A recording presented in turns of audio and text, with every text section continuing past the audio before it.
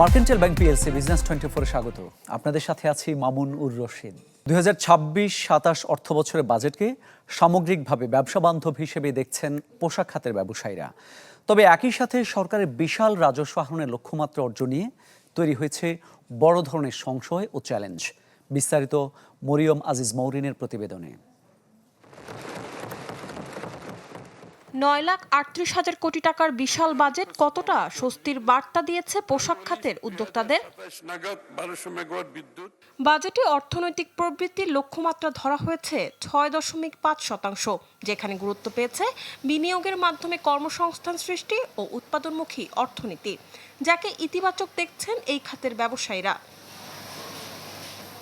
BGMA বলছে কর নীতিতে অন্তত 5 বছরের ধারাবাহিকতা বজায় রাখা এবং অটোমেটেড ফেসলেস ট্যাক্স রিফান্ড সিস্টেমের মতো উদ্যোগগুলো ব্যবসা সহজ করা ও অর্থের সংকট কমাতে সাহায্য করবে।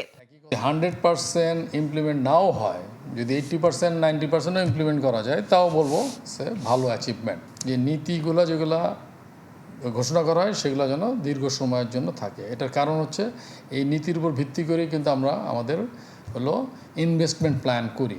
বাজেটকে ভারসাম্যপূর্ণ বলা হলেও সরকারের 6,95,000 কোটি টাকার রাজস্ব আহরণের বিশাল লক্ষ্যমাত্রা নিয়ে শঙ্কা প্রকাশ করেছে বিকিএমইএ। গ্যাস বিদ্যুৎ সংকট, উচ্চ ঋণ সুদ এবং কিছু করনীতির বিষয়ে উদ্বেগও তুলে ধরেছে সংগঠনটি। ইমপ্লিমেন্টেশন লেভেলে গিয়ে যদি ঝামেলা তৈরি না করে, তাহলে এই বাজেটটা খুব চমৎকার বাজেট হয়েছে। আমরা একটা সন্তোষজনক বাজেট এবং অর্থনীতি ঘুরে দাঁড়াবার মতো একটা বাজেট। 9,38,000 কোটি টাকার বাজেটের মধ্যে 6,95,000 কোটি টাকার রাজস্ব আহরণের লক্ষ্যমাত্রা দেওয়া হয়েছে, যেটা অসম্ভব এবং অবাস্তব। অর্থনীতিবিদরা মনে করছেন এই বিশাল রাজস্ব লক্ষ্যমাত্রা পূরণে করদাতাদের উপর অতিরিক্ত চাপ তৈরি হলে সামগ্রিক বিনিয়োগে নেতিবাচক প্রভাব ফেলতে পারে। সরকারকে এটা মাথায় রাখতে হবে, যে ধরনের বিজনেস অ্যাডভান্টেজ তৈরি করেছে, যেটা সব জায়গায় প্রশংসিত হচ্ছে, এটার সুফল পেতে গেলে এই কোনো অবস্থাতেই যদি ডেফিসিট ফাইন্যান্সিংয়ের এটা চাপেও পড়ে, যে রেভিনিউ যেটা এক্সপেক্টেড সেটা চাপেও পড়ে, এটাকে কোনোভাবে বিজনেসের ক্ষতি করে এটা বাড়ানো যাবে না। সব মিলিয়ে রাজস্ব আদায়ের চ্যালেঞ্জগুলো কাটিয়ে সঠিক বাস্তবায়নে গুরুত্ব দিয়েছেন পোশাক খাতের উদ্যোক্তারা। মরিয়ম আজিজ মৌরিন, চ্যানেল 24, ঢাকা। 2026-27 অর্থ বছরের প্রস্তাবিত বাজেটে পুঁজিবাজারের উন্নয়নে আইপিও প্রক্রিয়ার সময় নির্ধারণ ও প্রযুক্তি নির্ভরতা সহ বেশ কিছু পরিকল্পনার কথা বলেছে সরকার। অর্থনীতিবিদদের মতে সরকারের দেওয়া প্রতিশ্রুতির বাস্তবায়ন হলে টেকসই, স্বচ্ছ ও বিনিয়োগ বান্ধব পুঁজিবাজার গড়ে উঠবে। দীর্ঘদিন ধরেই সংকট সম্ভাবনার দোলাচলে দেশের পুঁজিবাজার। তালিকাভুক্তির জন্য উৎসাহ দিতে বাড়ানো হয় লিস্টেড নন লিস্টেড প্রতিষ্ঠানের কর ব্যবধান। তবে সরাসরি কোনো সুখবর নেই 2026-27 অর্থ বছরের প্রস্তাবিত বাজেটে, যদিও স্থবিরতা কাটাতে পুঁজিবাজারকে আরও স্বচ্ছ ও বহুমাত্রিক করতে চায় সরকার। অর্থ মন্ত্রণালয় বলছে, লেনদেনের পর শেয়ার ও অর্থ হস্তান্তর দ্রুত ও নিরাপদ করতে ধাপে ধাপে কমিয়ে আনা হবে সেটেলমেন্ট সময়। সরকার মোটামুটি পুঁজিবাজারকে একটা প্রাধান্য দিয়ে এই কাজগুলো ইমিডিয়েটলি করার এবং ব্যাংক সেক্টর থেকে যে চাপ, সেই চাপটা কমিয়ে আনার জন্য কিছু কাজ ওনারা পুঁজিবাজারে করতে চাচ্ছেন। ব্যবসা সহজীকরণ, বিদেশি বিনিয়োগ আকর্ষণ ও শিল্পায়নের গতি বাড়ানোর উপর জোর দেওয়া হয়েছে ঘোষিত বাজেটে। এমন উদ্যোগ বিনিয়োগকারীদের আস্থা ফেরাবে বলে আশা বাজার সংশ্লিষ্টদের। মানুষ চাচ্ছে যে এক্সিকিউশন, মানুষ চাচ্ছে রেজাল্টস, সেটা জুলাই আগস্টের মধ্যে আমরা আশা করতেছি। কারণ এইসব নিয়ে অনেক কথা হয়েছে, নতুন কোম্পানি আনা, ডাইরেক্ট লিস্টিংয়ে আনা, আইপিও ইস্যু করা, বিদেশি কোম্পানিকে আনা। তো ইকোনমি যদি ইনশাল্লাহ উপরের দিকে যেতে থাকে আর এগুলো যদি লিস্টিংয়ে আসে, তাহলে কিন্তু ইকোনমি ইনশাল্লাহ রাইট ট্র্যাকে থাকবে। অর্থনীতিবিদদের মতে সম্ভাবনাময় কোম্পানিগুলোর পুঁজিবাজারে তালিকাভুক্তি সহজ করতে সময় নির্ধারিত আইপিও প্রক্রিয়া ও প্রযুক্তি নির্ভর পদক্ষেপ দ্রুত বাস্তবায়ন জরুরি। রৌনক মাহমুদ সৌরভ, চ্যানেল 24, ঢাকা। নতুন অর্থবছরে বাজেটে বিভিন্ন খাতে বরাদ্দ দেওয়া হলেও সেই বরাদ্দের সুনির্দিষ্ট রূপরেখা এখনও স্পষ্ট নয়। বেসরকারি গবেষণা সংস্থা পিপিআরসির বাজেট পরবর্তী আলোচনায় এমন মন্তব্য করেছেন সংস্থার চেয়ারম্যান হোসেন জিল্লুর রহমান। বক্তারা বলেন, বাজেটে বেশ কিছু ইতিবাচক ঘোষণা থাকলেও বর্তমান অর্থনৈতিক পরিস্থিতিতে তা বাস্তবায়ন করা বেশ কঠিন হবে। পথে যাত্রা শুরু করেছে। বাজেট নিয়ে চুলচেরা বিশ্লেষণে বারবার উঠে আসছে বরাদ্দ, রাজস্ব আদায় ও নীতি সহায়তার বাস্তবায়ন। নানা নিশ্চয়তার কথা উঠে আসলেও পুরোপুরি আশাবাদী হতে পারছেন না খাত সংশ্লিষ্টরা। এদেশের মানুষের প্রশ্ন রয়ে যায়, বরাদ্দকৃত অর্থ সঠিক বাস্তবায়নের পথ দেখবে কি, নাকি ধোঁয়াশায় ঢাকা থাকবে অভ্যন্তরীণ বিন্যাস ও বন্টন প্রক্রিয়া? কতটুকু কাজে আসবে সাধারণ মানুষের জীবনে? Targeting is a very big issue. Database নিয়ে আমরা বারবার আলোচনা হয়, কিন্তু আসলে ডেটাবেস গুলো হয় না, যে আপডেটেড হয় না। এবারও বলা হচ্ছে ডাইনামিক ডেটাবেস করা হবে, তো সেগুলো আমাদের একচুয়ালি দেখার বিষয় আছে। অর্থনীতিবিদদের মতে ইতিবাচক সংস্কার ও সামাজিক সুরক্ষার ঘোষণা থাকলেও সামষ্টিক অর্থনীতির প্রেক্ষাপটে বাস্তবায়ন বেশ জটিল। রাজস্ব আহরণে ঘাটতি বৃদ্ধি পেলে সামগ্রিক অর্থনীতিতে বাড়বে চাপ।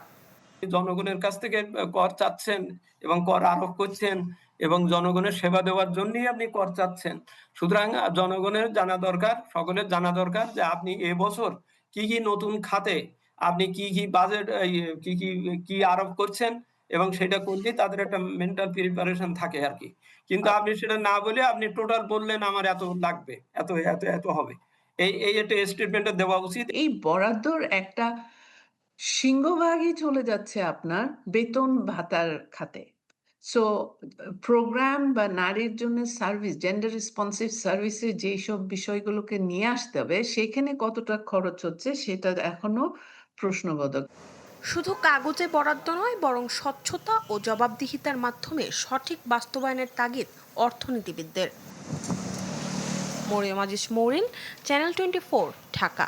দেশীয় টেক্সটাইল শিল্পের সুরক্ষায় 30% মূল্য সংযোজনের শর্ত বহাল রাখা, কর্পোরেট ব্যবহার 12%, কর্পোরেট করহার 12% নির্ধারণ এবং প্লাস্টিকের তন্তুর উপর প্রস্তাবিত 5% আমদানি শুল্ক প্রত্যাহারের দাবি জানিয়েছে বিটিএমএ।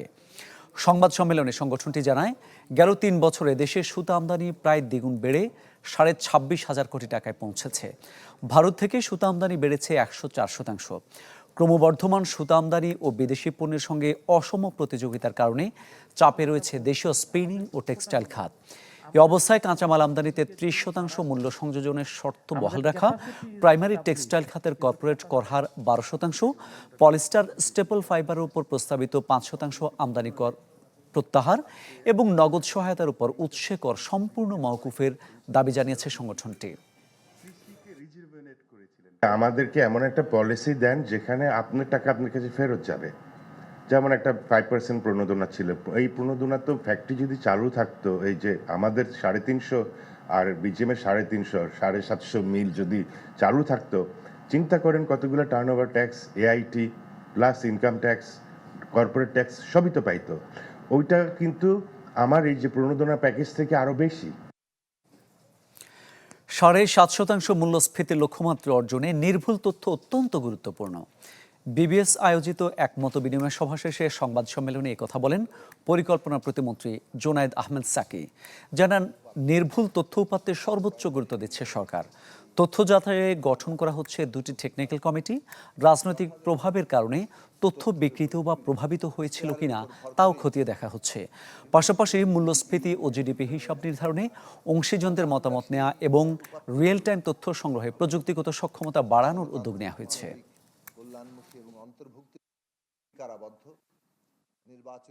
অতীতে যে সমস্ত তথ্য এবং উপাত্ত ছিল সেগুলোকে আমরা রিভিজিট করছি। আমরা কিছু পুনরায় ওগুলোর এক ধরনের তদন্ত করা হচ্ছে, একটা ফরেন্সিক ইনভেস্টিগেশনের মতো করার চেষ্টা করা হচ্ছে, যে সেখানে কোথায় কোথায় তথ্য ম্যানিপুলেট করা হয়েছে। কারণ এই যে তথ্যর যে দেখেছি আমরা এই বিগত ফ্যাসিস্ট আমলে, তাতে অনেকগুলোই যে আসলে প্রকৃত তথ্য নয়, সেটা আমরা বাস্তব জীবন থেকে টের পেয়েছি। জীবাশ্ম জ্বালানি চালিত মধ্যম সারির গাড়ির উপর আরোপিত কর প্রত্যাহারের দাবি জানিয়েছে Bangladesh recondition vehicles importers and dealers association, BARVIDA. বলা হয় এর ফলে বাজার সম্প্রসারণের সঙ্গে সঙ্গে সরকারের রাজস্ব আদায় বাড়বে। শনিবার রাজধানীর ঢাকা ক্লাবে এক সংবাদ সম্মেলনে এ দাবি জানানো হয়। সংগঠনটির সভাপতি আব্দুল হক বলেন, প্লাগ ইন হাইব্রিড গাড়িতে 2001 থেকে 2500 সিসি পর্যন্ত বিদ্যমান স্ল্যাবের সম্পূরক শুল্ক হ্রাস করে 30% করতে হবে। Brand new plug in hybrid গাড়ি এবং রিকন্ডিশন গাড়ির সম্পূরক শুল্ক ও রেগুলেটরি শুল্ক সমহারে আরোপের দাবিও জানানো হয়। বলা হয়, কর বৃদ্ধি ও ডলারের উচ্চ মূল্যের কারণে গাড়ি বিক্রি ও আমদানি কমে যাওয়ায় এ খাতে কর্মসংস্থান ঝুঁকিতে পড়েছে। ইলেকট্রিক গাড়িতে সর্বোচ্চ ডিউটি হচ্ছে 200%-এর কম, ফসিল ফুয়েলে সর্বোচ্চ ডিউটি হচ্ছে 1000%-এর মতো, যেটা পৃথিবীতে সর্বোচ্চ। আমরা মনে করি এই জায়গাগুলোতে যদি সরকার একটা সুচিন্তিত অ্যাডজাস্ট করতেন, তাহলে যাদের টাকা আছে তারা গাড়ি কিনতে চায়। সে যদি একটা গাড়ি কিনে আপনাকে 2টা গাড়ির ডিউটি দেয়, এই জায়গায় একটা অর্থনীতি আছে, সরকারের রেভিনিউ, রোজগারের একটা রাস্তা আছে, যে রেভিনিউটা আপনি সরকারের শিক্ষা, স্বাস্থ্য, জনগণের যে ব্যয় করতে পারেন। প্রথমবারের মতো গ্যাস ভিত্তিক বিদ্যুৎ উৎপাদনকে টপকে গেছে সৌরশক্তি। ঘটনাটি এশিয়া মহাদেশের। বিশ্লেষণ বলছে, বর্তমানে মহাদেশের তৃতীয় বৃহত্তম বিদ্যুৎ উৎস হিসেবে নিজের অবস্থান পাকাপোক্ত করেছে সৌর বিদ্যুৎ। এশিয়ার জ্বালানি খাতের ইতিহাসে রচিত হলো এক নতুন মাইলফলক। প্রথমবারের মতো গ্যাস ভিত্তিক বিদ্যুৎ উৎপাদনকে টপকে গেছে সৌরশক্তি। কার্বন ব্রিফের সাম্প্রতিক এক বিশ্লেষণ বলছে, এশিয়া মহাদেশে তৃতীয় বৃহত্তম বিদ্যুৎ উৎস হিসাবে এখন নিজেদের অবস্থান পাকাপোক্ত করেছে সোলার পাওয়ার। 2026 সালের এপ্রিল পর্যন্ত গত 12 মাসে এশিয়ায় সৌর বিদ্যুৎ উৎপাদন দাঁড়িয়েছে 1727 টেরাওয়াট আওয়ারে, যেখানে গ্যাস ভিত্তিক বিদ্যুৎ উৎপাদন ছিল 1711 টেরাওয়াট আওয়ার। 2020 সালের পর থেকে এশিয়ার সৌরশক্তির উৎপাদন বেড়েছে প্রায় 4 গুণ। এই মুহূর্তে বৈশ্বিক সোলার প্রবৃদ্ধির 60% দখল করে আছে এশিয়া। এই অভাবনীয় অগ্রযাত্রার নেপথ্যের কারিগর চীন। এশিয়ার সৌরবিদ্যুৎ খাতে 3/4 প্রবৃদ্ধি এসেছে বেইজিং এর হাত ধরে। শুধু তাই নয়, সারা বিশ্বের সোলার প্যানেল উৎপাদনের 80% এখন চীনের দখলে। ইরান যুদ্ধের প্রেক্ষাপটে সৃষ্ট বৈশ্বিক জ্বালানির সংকটের মধ্যেও গত মার্চে এশিয়ায় চীন সোলার রপ্তানি দ্বিগুণ হয়ে 39 গিগাওয়াটে পৌঁছেছে। অন্যদিকে এলএনজির আকাশচুম্বী দাম এবং রাশিয়া ইউক্রেন যুদ্ধের পরবর্তী সরবরাহ সংকটে বেকায়দায় পড়েছে গ্যাস ভিত্তিক বিদ্যুৎ খাত।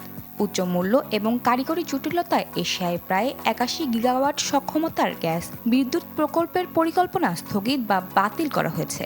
দক্ষিণ কোরিয়া, ভিয়েতনাম এবং ফিলিপাইনের মতো দেশগুলো এখন আমদানি করা জ্বালানির পরিবর্তে সোলার পাওয়ারেই বেশি ভরসা পাচ্ছে।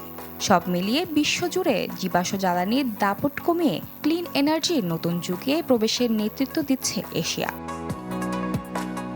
Desk report, channel 24।